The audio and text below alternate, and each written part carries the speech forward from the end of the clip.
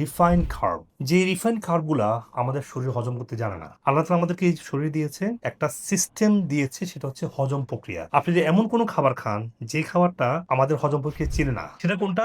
যেটা আমরা মানুষরা বানিয়েছি। আমরা কি বানিয়েছি? দেখুন, আজকে singara, samosa, burger, pasta, patties, so much food. আমরা এই ফুড তৈরি করতে গিয়ে যে প্রক্রিয়া কর্ম করতে হয়, খাবারটাকে প্রসেস করতে হয়, সেটা প্রচুর ফ্রাই, প্রচুর হিট, প্রচুর ব্লিচ, প্রচুর গ্রিস, প্রচুর ডাইং। জাস্ট ইমাজিন, আল্লাহ তাআলা আমাদের শরীরের মধ্যে এমন সিস্টেম দেয় নাই এই কেমিক্যাল গুলোকে হজম করার মতো।